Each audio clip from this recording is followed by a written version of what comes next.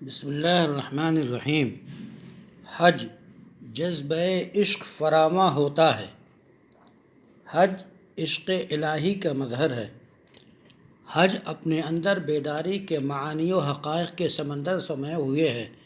قصد و ارادہ اور عزم عقائد کی ایسی بنیادیں ہیں جن کی صلابت کو پہاڑ کی صلابت سلام کرتی ہے۔ عقیدے کی پختگی مرد مسلم کو بیداری کا مجسمہ بنا دیتی ہے۔ اس لیے زندگی و حیات کا اصل مصداق مومن ہی ہوتا ہے، جس کی تصویر قول ابراہیمی میں نظر آتی ہے۔ ان صلاتی و نسکی و محیای و مماتی للہ رب العالمین۔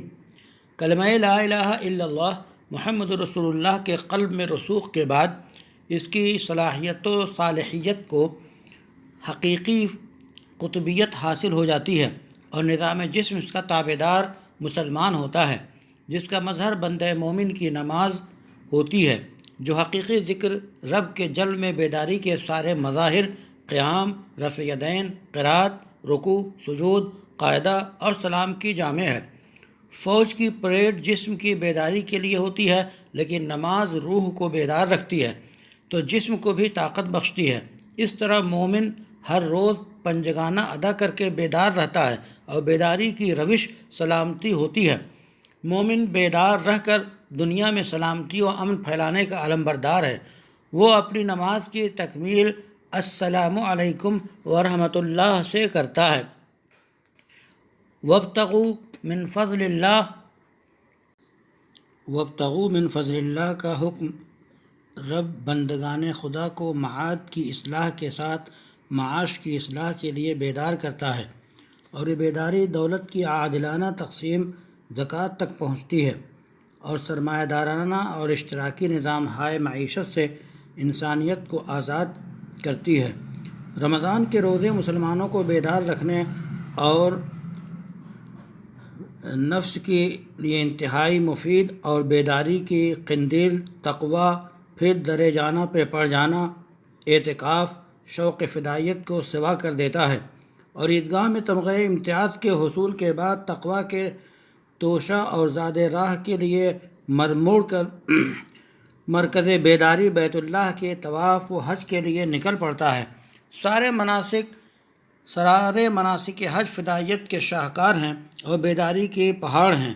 یہ تلبیہ کے نغمے، احرام کے دوشالے، بیت اللہ کے چکر، کچھ اکڑ، صفا و مروہ کی سعی، عرفات کا قیام، مزدلفہ و منی میں خواہشات کی تدفین، نیکیوں کا حصول، عقبات میں رمی جمار، ہر طاغوت سے ٹکرانے کا عزم، منی میں قربانی، اعلاء کلمت اللہ حق کے لیے ہر قربانی کے لیے تیاری کا اعلان ہے۔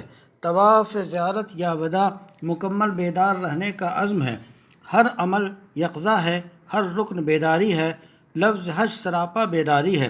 اس بیداری کا نغمہ تلبیہ کے الفاظ کی تصویر تحریر کے آئینہ میں دکھائی دیتی ہے۔ اللہ تبارک و تعالیٰ نے ہم بندوں پر ایسی بڑی نعمتوں کا نہ ختم ہونے والا ذرّی سلسلہ جاری فرمایا ہے جسے دنیاوی جدید تکنیک کا کیلکولیٹر بھی شمار نہیں کر سکتا۔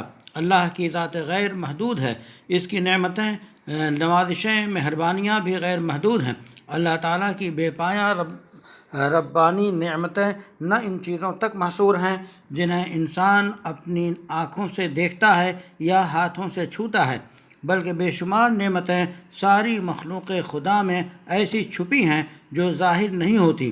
ایسی نعمتوں کا ادراک اصحاب بصیرت پر بر بنائے سچائی اور مخلصانہ رویہ نیت کے عازمین ہی کرتے ہیں۔ نیت و صفائی قلب والے ایسے قرب و نزدیکی کے درجات عالیہ کے جذبات مستحق قرار پاتے ہیں جس سے اللہ تعالیٰ کے یہاں انہیں مقام بلند حاصل ہو جاتا ہے، کیونکہ اللہ تعالیٰ ان کے قلوب میں چھپے ہوئے خیر اور جولانی کا بخوبی علم رکھتے ہیں، تو اس رفیع بھلائی کا بخوبی علم رکھتے ہیں تو اس رفیع مرتبہ و بلند مقام کو اللہ تعالیٰ قادر مطلق اس بندے سے قریب تر کر دیتا ہے اور اللہ تعالیٰ اسے اپنی جناب میں قبول کر لیتا ہے۔ اس طرح اس بندے میں ایسی اسپرٹ پیدا ہو جاتی ہے جو اسے اللہ کے ہر حکم جو اسے اللہ کے ہر حکم کی تعمیل پر آمادہ کرتی ہے اور ہر بڑے برے کام سے روکتی ہے، اور اللہ تعالیٰ کی ہر پکار پر شوق محبت میں ڈوب کر لبیک کہتا ہے۔ لبیک اللہم لبیک، حاضر ہوا جناب، حاضر ہوا جناب، دل کی زبان سے پڑھتا ہے اور اقرار کرتا ہے کہ قل ان صلاتی و نسکی و محیای و مماتی للہ رب العالمین، کہیے بے شک میری نماز، میری قربانی، میرا جینا، میرا مرنا سارے عالم کے پروردگار کے لیے ہے، جس کا کوئی شریک نہیں، اور اس کا مجھے حکم دیا گیا ہے اور میں سب سے پہلا مسلمان ہوں۔ ترجمہ کلام ربانی، سورہ انعام۔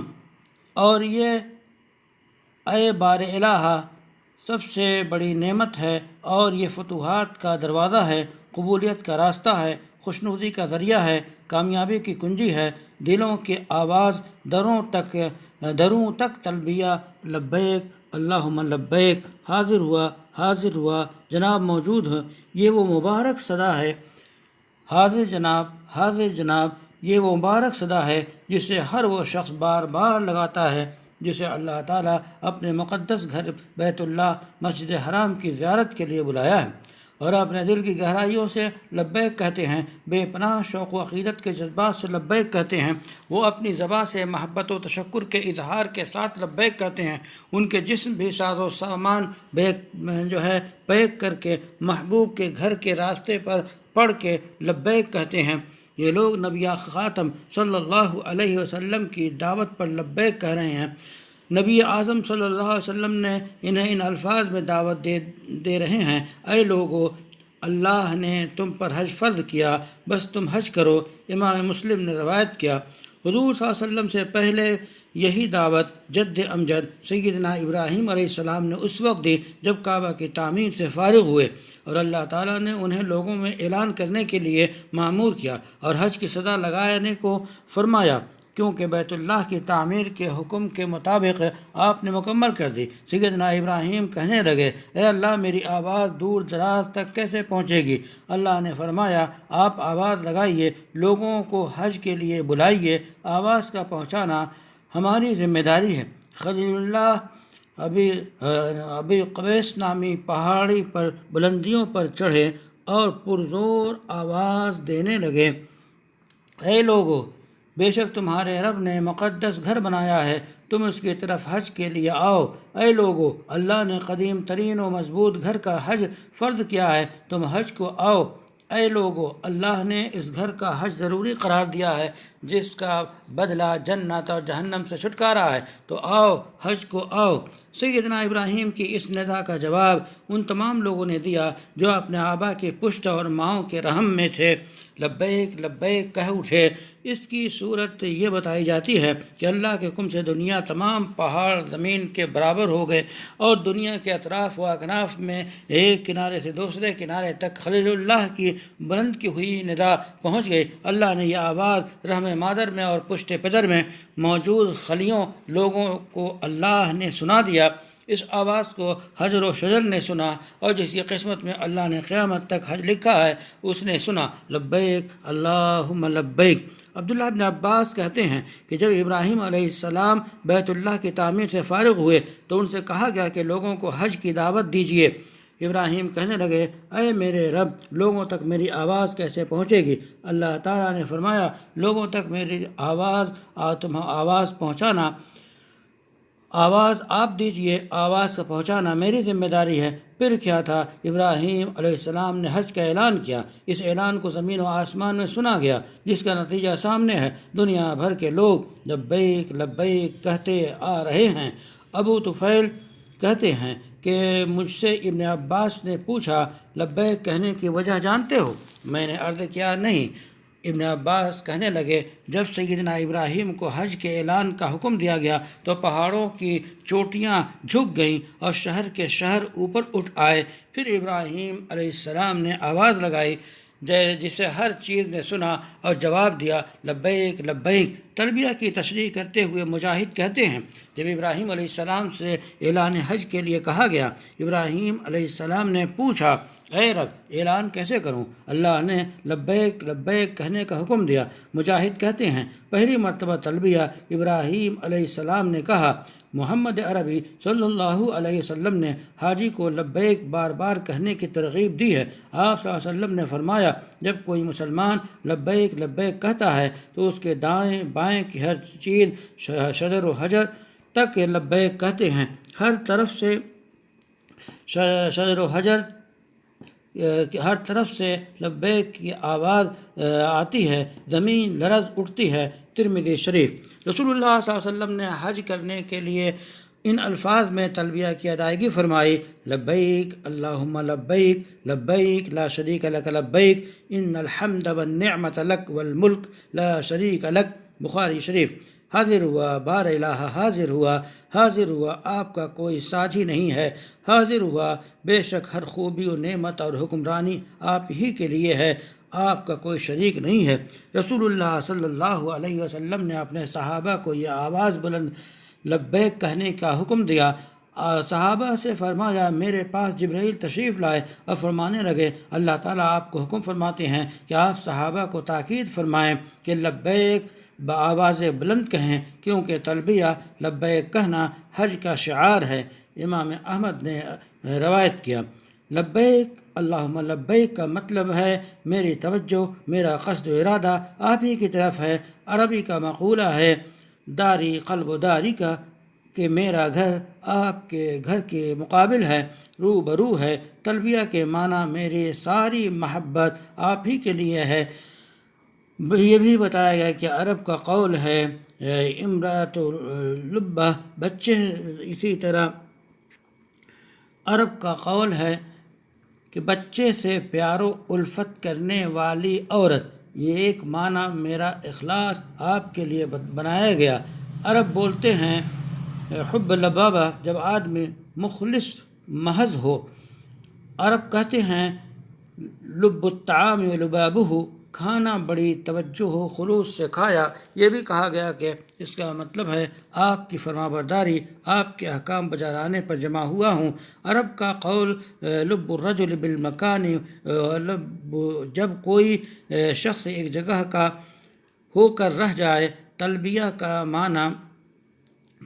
کا معنی یہ بھی بیان کرتے ہیں کہ میں آپ سے قریب ہوں، چونکہ الباب کے معنی قرب کے آتے ہیں، میں آپ کے لیے جھک رہا ہوں۔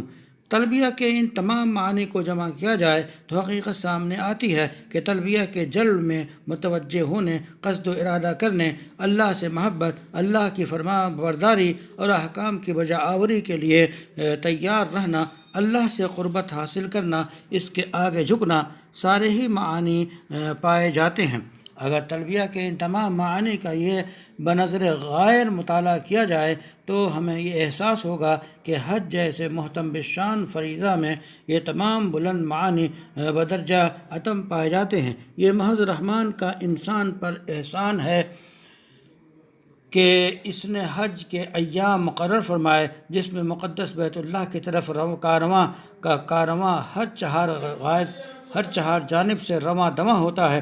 اللہ نے موسم حج کو ایسا اسٹیشن بنایا ہے جہاں انسان سارے بوجھ اتار دیتا ہے اور اپنے کاندھے پر سارے وزن نیچے ڈال دیتا ہے اور وہاں سے سارے گناہوں سے پاک ہو کر، سارے بوجھ ہلکا کر کے پاک و صاف ہو کر لوٹتا ہے جیسے وہ آج ہی ماں کے پیٹ سے معصوم پیدا ہوا ہے۔ بخاری و مسلم میں رسول اللہ صلی اللہ علیہ وسلم نے فرمایا کہ اس بیت مقدس کا جس نے حج کیا اور بیہودہ و لغو سے گریز کیا، فسق و فجور میں مبتلا نہ ہوا، تو وہ سارے گناہوں سے ایسا نکل آتا ہے جیسے آج ہی پیدا ہوا ہو۔ حضور صلی اللہ علیہ وسلم نے فرمایا حج مغفرت کے ذریعے میں سے ایک بنیادی ذریعہ ہے۔ آپ صلی اللہ علیہ وسلم نے فرمایا کیا بات معلوم نہیں کہ اسلام لانے سے پہلے کی ساری چیزوں کو مٹا دیتا ہے، ہجرت بھی اس سے پہلے کی چیزوں کو ختم کر دیتی ہے، بے شک حج اس سے پہلے سارے گناہوں کو مٹا دیتا ہے۔ امام مسلم نے روایت کیا۔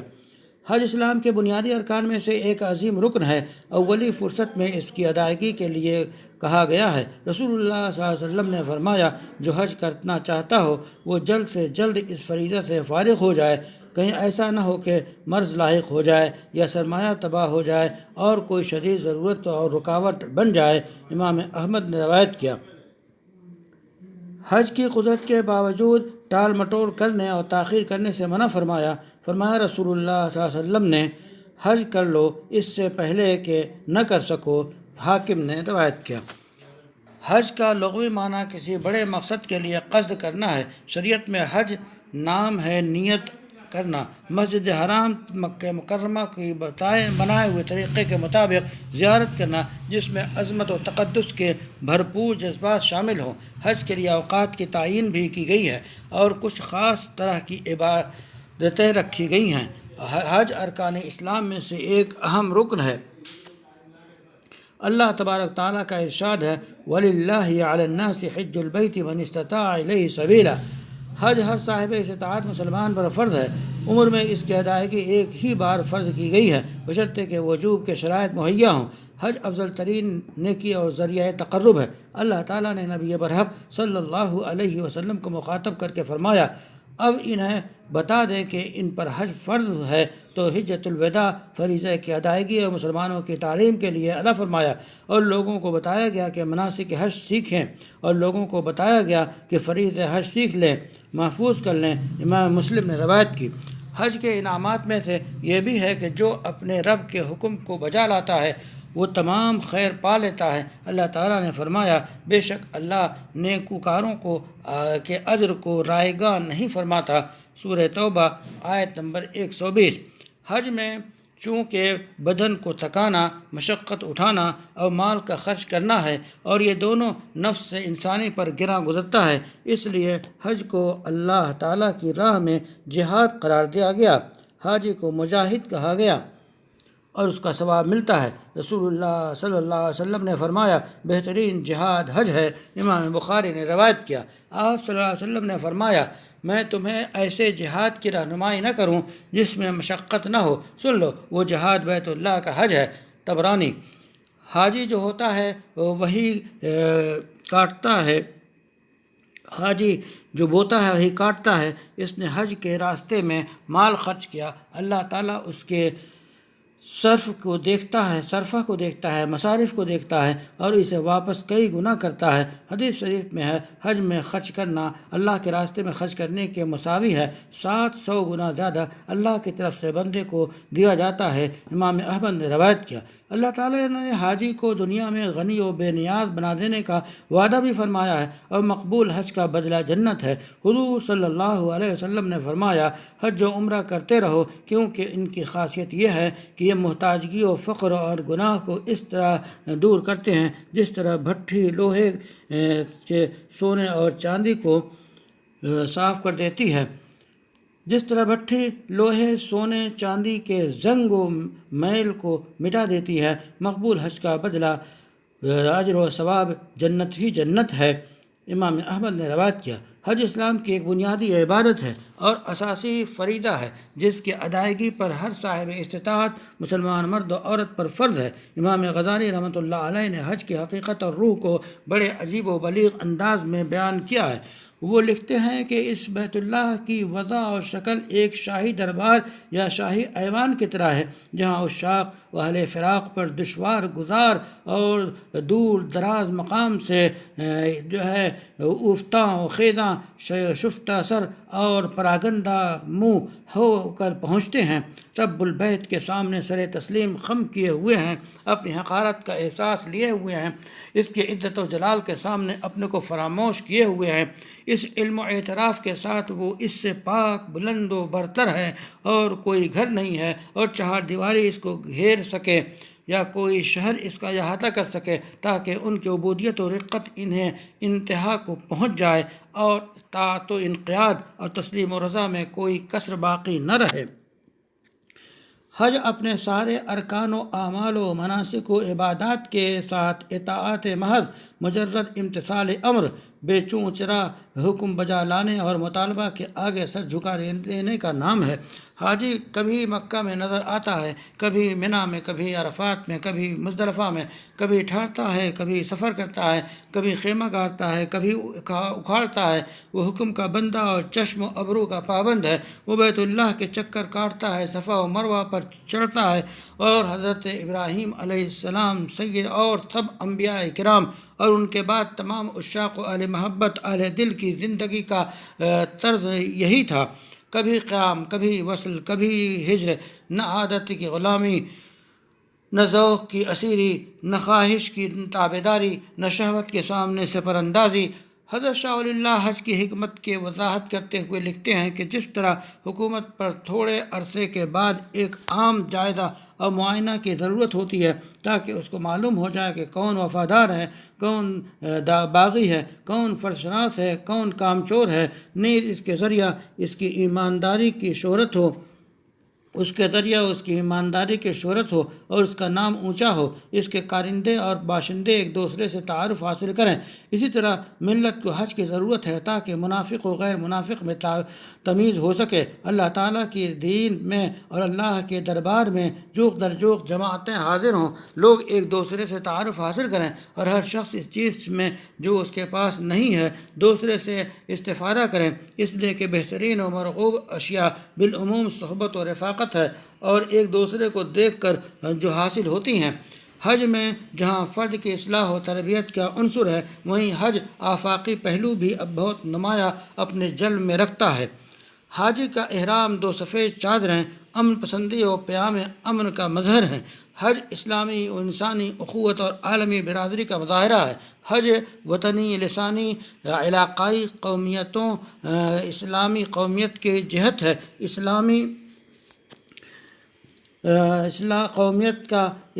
قومیت کا اعلان ہے۔ اس میں تمام اسلامی قومیں اپنے قومی و ملکی لباسوں سے آزاد ہو کر جو ان کی پہچان بن گئے تھے اور جو ان سے بہت سی قومیں تعصب کی حد تک وابستہ رہی ہیں، اسلام کا اس موقع پر اس مخصوص لباس اختیار کر لیتی ہیں جن یونیفارم کا نام احرام ہے، اور سب بیک زبان ایک ہی ترانہ گنگناتے ہیں: لبیک اللہم لبیک، لبیک لا شریک لک لبیک، ان الحمد والنعمت لک والملک لا شریک لک۔ حج کے منافع میں آفاقیت و ہمگیری ہے۔ اللہ نے فرمایا لیشہدوا منافع لہم، تاکہ اپنے فوائد کے لیے موجود ہوں۔ عربی تعبیر منافع کی بہت بلیغ ہے۔ اس بلیغ تعبیر سے منافع کی کثرت اور تنوع اور ہر دور میں اس کی بدلتی قسموں، راستوں اور پہلوؤں کی طرف توجہ دلانا مقصود ہے۔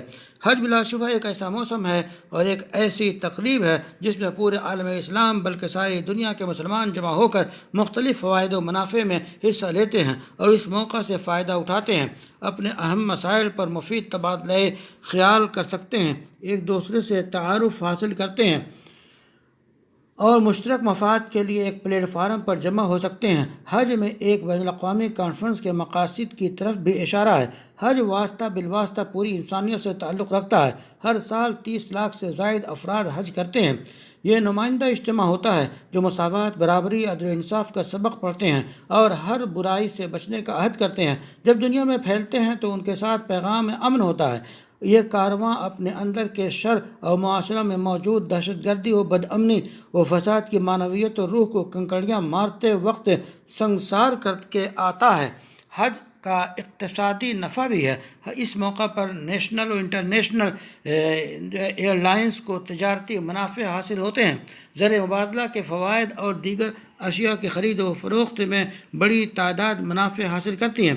حج کا پیغام دنیا کے لیے وہ منشور ہے جسے رسول اکرم صلی اللہ علیہ وسلم نے خطبے میں جاری فرمایا۔ ایسے خطبے میں جاری کیا جس میں حقوق اللہ، انسانیت کے احترام کا خصوصیت سے تذکرہ ہے۔ آج بھی حج کے خطبے میں نبی اکرم صلی اللہ علیہ وسلم کی تعلیمات کا ذکر مؤثر انداز میں کیا جاتا ہے۔ انسانیت کے احترام، انسانی جان کی حرمت، عزت و آبرو کی عظمت، مال و نسل کے تحفظ پر زور دیا جانا، عورتوں کے حقوق کی تاکید کی جاتی ہے، انفرادی و اجتماعی زندگی میں عدل و انصاف قائم کرنے، ظلم سے بچنے کی تلقین کی جاتی ہے۔ حج کے موقع پر اسلام کی ہدایت پر گامزن رہنے، باہمی تعلقات پر پڑوسیوں کے ساتھ حسن برتاؤ، ہم وطنوں کی دلجوئی، ملکی و غیر ملکی میل جول اور تمام انسانوں کے جذبات کی رعایت اور مقدور بھر راحت رسانی کی کوشش کرنے کی تاکید کی جاتی ہے۔